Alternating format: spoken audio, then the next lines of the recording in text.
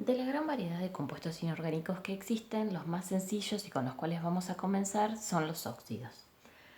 Para obtener un óxido partimos de la reacción ya sea de un metal con el oxígeno en forma molecular, es decir, unidos dos átomos formando una estructura más compleja que se llama molécula, y eso daría la formación de óxidos que se denominan básicos o iónicos, ya que luego originan bases en un futuro al volver a reaccionar en la naturaleza. Y por otro lado tenemos los que se inician a partir de la reacción de un no metal con oxígeno, los cuales se denominan óxidos ácidos, o también algunos libros los denominan anhídridos u óxidos covalentes. Bueno, para cualquiera de estas dos reacciones entonces vamos a empezar hoy con la de los óxidos básicos. Lo que tenemos que tener en cuenta entonces es que a nosotros nos van a poder presentar cualquier metal de la tabla periódica y nosotros tendríamos que hacer la reacción y saber formular a ese compuesto final, a ese producto, y llegar entonces a descubrir cuál es su fórmula química. Por ejemplo, si a mí me plantean que el metal que tengo para la reacción es calcio, lo que va a suceder al encontrarse con el oxígeno en la naturaleza es que se va a producir un cambio químico, va a haber una transformación. El calcio y el oxígeno van a proceder a realizar uniones entre sí y se va a formar un compuesto cuya fórmula final nosotros tenemos que descubrir a partir de lo que hemos aprendido. Entonces, ¿qué hemos aprendido? Que el calcio tenía 2 electrones únicamente en su última capa y que debía de perderlos para ser estable. En cambio, el oxígeno tenía 6 electrones y necesitaba ganar 2 para lograr la estabilidad. Por lo tanto, se realizaba una unión iónica entre ellos, donde el calcio perdía los 2 electrones y el oxígeno los ganaba, y se transformaban en un catión calcio de carga más 2 y un oxígeno que ganaba 2 electrones con respecto a los que tenía inicialmente, perdón que me quedó bastante chiquitito, con carga menos 2. Entonces, ¿qué quiere decir esto? Que logramos que para que ambos sean estables, la unión entre un átomo de calcio y un átomo de oxígeno. Por lo tanto, la fórmula que va a tener este producto es la de calcio-oxígeno, un átomo de cada uno. En caso de que alguno se hubiese repetido, lo indicaríamos como un subíndice chiquitito debajo del elemento. Ahora, una vez que escribí mi producto, lo que tengo que hacer es corroborar que esta ecuación que planteé esté balanceada. En este caso particular, lo que tenemos es que el calcio se encuentra balanceado, pero el oxígeno no.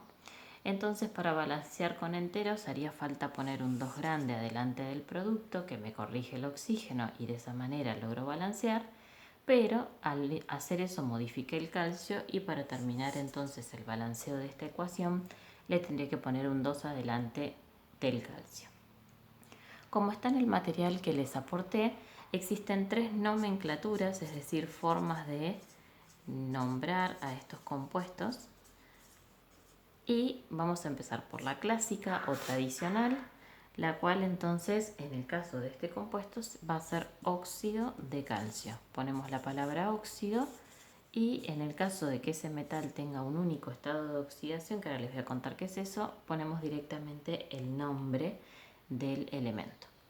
En el caso de la nomenclatura por atomicidad, lo que vamos a hacer es indicar cuántas veces se repite cada uno de los elementos que forman a este compuesto. Entonces la nomenclatura en este caso sería monóxido, porque tenemos un solo oxígeno, y luego pondríamos la palabra de y el nombre del elemento, que en este caso es calcio.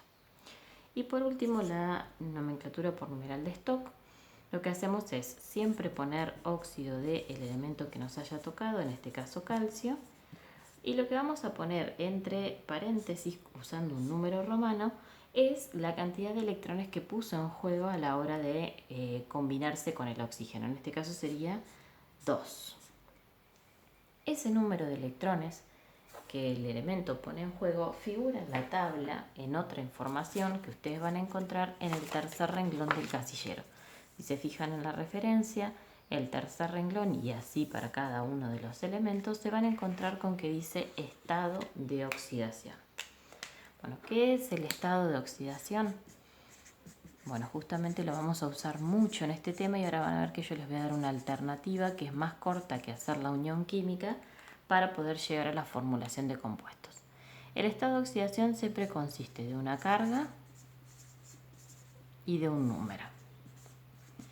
La carga puede ser positiva o negativa, algunos elementos inclusive tienen ambas. Y lo que me están indicando es si la carga es positiva, que ese elemento tiene una tendencia a perder electrones. En cambio, si la carga es negativa, me está indicando que la tendencia de ese elemento es a ganar electrones. ¿Cuántos? Lo que indica el número. Por ejemplo, si nosotros recién íbamos al calcio y buscábamos su estado de oxidación, nos encontramos con que el calcio tiene como estado de oxidación más 2. Tiene una tendencia a perder 2 electrones. Entonces, ¿de qué otra manera nosotros podríamos haber llegado a formular el óxido de calcio sin necesidad de hacer la unión iónica? Bueno, lo que se hace es, se colocan los elementos 1 y 1 que van a generar mi producto. Yo en este caso tenía la combinación de un metal con el oxígeno, o sea que en la fórmula del producto sí o sí tiene que aparecer calcio, en este caso el metal que está implicado, y oxígeno, que es el no metal que justamente lo oxida, les quita electrones. Entonces lo que hacemos es poner el estado de oxidación de cada uno de estos elementos. Calcio tiene un estado de oxidación más 2, fui al tercer renglón, perdón, al segundo renglón de la tabla, no es el tercero, el segundo. Y anoté, cuando no hay carga suponemos que es un signo positivo. Y en el caso del oxígeno lo mismo, voy al segundo renglón y me encuentro con que dice menos 2. O sea que su tendencia es a ganar 2 electrones. Bueno, lo que hay que hacer es lograr que la suma de estos estados de oxidación dé 0. Y en nuestro caso efectivamente ocurre. Si yo sumo más 2 y menos 2, esa suma me da 0. ¿Qué quiere decir eso? Que este compuesto tal cual como está escrito ahí arriba, con un átomo de calcio y un átomo de oxígeno, ya es un compuesto neutro. Y ese va a ser entonces la fórmula de mi óxido. ¿Qué hubiese pasado si, por ejemplo, a mí me dan otro metal, que no es calcio, me dan aluminio, por ejemplo? Bueno, en ese caso, al ocurrir la reacción con el oxígeno, lo que vamos a hacer entonces es ahora descubrir este producto por este método. En lugar de hacer la unión iónica, que es extensa, es larga, vamos a buscar esta alternativa que es más matemática y que resulta más sencilla a la hora de tal vez hacer este tipo de formulación de compuestos. Entonces vamos a hacer el mismo procedimiento que hicimos recién. Ponemos un átomo de cada uno y anotamos sus estados de oxidación. El aluminio, voy a la tabla y busco en su segundo renglón y dice más 3, o sea que tiene una tendencia a perder 3 electrones. Y por el contrario, el oxígeno es menos 2. Esta sumatoria ahora ya no da 0. En este caso tendríamos un más 1. Y lo que tenemos que hacer entonces es lograr que efectivamente esto se vuelva un 0. ¿Cómo vamos a lograr eso? Bueno, nosotros podemos multiplicar las veces que querramos a estos elementos y por lo tanto a sus estados de oxidación. Entonces, si yo le pongo un multiplicar por 2 al oxígeno, pasamos a tener la parte negativa un menos 4. Esta parte sería menos 4. Y no nos estaría, ahora nos pasamos, digamos, de cosas negativas, no nos estaría dando 0. Entonces, ¿cuál sería la solución definitiva? Bueno, lo que vamos a hacer es multiplicar por 2 al aluminio, lo que va a hacer que la parte positiva se vuelva un más 6. Y ahora si yo multiplico por 3 al oxígeno, la parte negativa se vuelve un menos 6. Y efectivamente ahora sí, la cuenta de la sumatoria de los estados de oxidación da 0. Entonces, ¿qué significa eso? Que yo voy a tener que poner chiquitito al costado del aluminio un 2 como subíndice y chiquitito al costado del oxígeno como subíndice un 3. O sea, la fórmula del compuesto que se obtiene como producto es aluminios 2, oxígeno 3. Una vez que hice todo este paso, entonces vamos a pasar al balanceo de la ecuación. le pongo un 2 grande al producto por una cuestión de que el oxígeno está impar y si no, no lo voy a poder balancear con enteros. Por lo tanto me quedan 6 oxígenos y para que acá me quede corregido necesito poner un 3. Y 2 por 2 son 4 aluminios, por lo que tengo que ponerle un 4 adelante. En la nomenclatura clásica o tradicional sería óxido de aluminio, ya que tiene un único estado de oxidación posible el aluminio. Según la nomenclatura de atomicidad tendríamos 3 oxígenos, o sea que esto sería trióxido de, y como tengo 2 aluminios le pongo un di grande adelante antes del nombre del metal. Y por último, en la nomenclatura de stock, como siempre, ponemos óxido del elemento que nos toca y entre paréntesis entonces vamos a poner este estado de oxidación que estuvimos usando para resolver a nuestro ejercicio. Bueno, como último vamos a hacer un caso de un metal que está en el centro de la tabla, es decir, un metal de transición para el cual tenemos varios estados de oxidación posibles. Si vamos al segundo renglón nos encontramos con que nos dan 2 por lo menos estados de oxidación que puede usar el elemento. Yo voy a tomar el hierro y si vamos al hierro, entonces en el segundo renglón nos dice que el hierro a veces usa estado de oxidación más 2 y otras veces usa estado de oxidación más 3. Entonces esto nos lo van a tener que especificar en la consigna. Yo en este caso voy a resolver con el estado de oxidación más 3. Eso entonces va a aparecer ya sea con un número romano chiquitito acá al costadito, que nos va a decir que tenemos que usar el estado de oxidación 3, o directamente escrito en palabras. Bueno, entonces, ¿qué nos pasa cuando vamos a obtener la fórmula del compuesto entre hierro y oxígeno usando estado de oxidación más 3? Bueno, algo muy similar a lo que nos pasó recién con el aluminio. Esto se va a empezar a repetir. Todos los que tienen estados de oxidación igual siguen un formato de planteo de fórmula igual.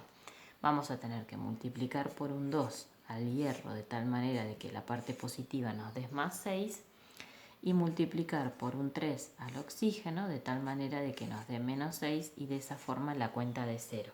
No hay sino subíndices más pequeños que nos permitieran lograr el compuesto neutro. Entonces, chiquitito al lado del hierro vamos a poner un 2 y chiquitito al lado del oxígeno vamos a poner un 3. Entonces nuestro producto quedaría hierros 2, oxígeno 3 y nuevamente el balanceo también es muy similar al que hicimos previamente. Estas cosas se van a empezar a repetir y por eso con la práctica uno va ganando más agilidad a la hora de resolver. Bueno, ¿por qué hice este ejemplo? Porque quiero contarles qué pasa con la nomenclatura clásica o tradicional en este caso. Si yo pongo óxido de hierro, nombraría de igual manera a cualquiera de los que se obtienen por los estados de oxidación posible. Entonces lo que se hace es se pone óxido y lo que se hace es empezar a nombrar con el símbolo, en el caso de estos metales que tienen varios estados de oxidación posibles, se va a empezar a nombrar con Fe y voy a dar la terminación oso al compuesto cuando usa el menor estado de oxidación y la terminación ico cuando usa el mayor, o sea en nuestro caso sería óxido férrico. Ico me estaría indicando que está usando el estado de oxidación más 3, que es el más grande de los que tiene. La nomenclatura por atomicidad sería muy similar a la del aluminio, sería trióxido de hierro. Y en el caso de la nomenclatura por stock sería óxido de hierro. Se puede usar el símbolo en esta nomenclatura también si desean, en lugar de escribir el nombre en palabra, y le pongo el estado de oxidación.